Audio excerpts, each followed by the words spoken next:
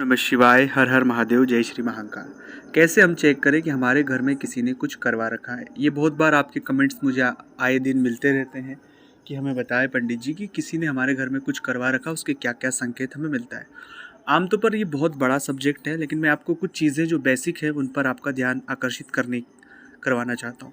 मूल रूप से अगर आपको बार बार धन हानि हो रही है, बार बार आपका धन का नुकसान हो रहा है, आप बहुत कोशिशें कर रहे हैं और उसके बाद भी धन की हानि हो रही है, तो यहाँ पर चीज़ें नेगेटिव वे में जा रही है।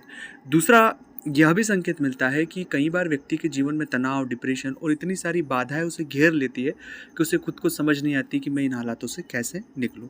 कई बार तरक्की रुक जाती, उन्नति रुक जाना, कई बार व्यापार तौर पर नुकसान होना, घाटा होना, पति पत्नी के बीच तनाव होना, घर में कोई ना कोई हमेशा बीमार बने रहना। साथ ही साथ जीवन में जितनी सारी चीज़ें बहुत स्थिरता से चल रही थी, वो एक निश्चित अवधि के बाद से बहुत डिस्टर्ब हो चुकी है। जो काम अच्छे चल रहे थे वो काम बंद हो गए और न जाने इतनी परेशानी कि हम सोचना, समझना, आर्थिक हालात सब दूर से टूट चुके हैं। दरअसल जब कभी भी ये सब बातें आपसे मिल रही हो तो इसे ये अपने मन में कभी भी ये ना सोचे कि किसी ने कुछ करवा रखा है। यह किसी भी व्यक्ति के जीवन में ये चीज़ें अगर घटित हो रही है तो वो उसके ग्रहों का प्रभाव है। उसकी कुंडली में जो उसके ग्रह हैं वो कहीं ना कहीं उसकी जो महादशा है वो चेंज हुई है और उस महादशा के बदलने से उसके जीवन में इतनी सारी परेशानी हो रही है।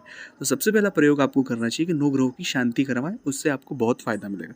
दूसरा है कि अपने मन से ये वहम निकाल दें कि किसी ने कुछ करवा दिया, टालू टोना टोटका, क्योंकि ये जो मन का वहम है ये हमारे लिए बहुत घातक है, क्योंकि ये एक नेगेटिविटी क्रिएट करता है और एक अच्छे खासे व्यक्ति को कई सारी परेशानियाँ झेलना पड़ना शुरू हो जाती है। तीसरा है सुंदरकांड का पाठ करें, बजरंग बाण का पाठ करें, हनुमान चालीसा का पाठ करें, क्योंकि ईश्वर की आप शरण में रहते हैं तो कोई भी व्यक्ति की ताकत नहीं है कि वो कुछ कर दे।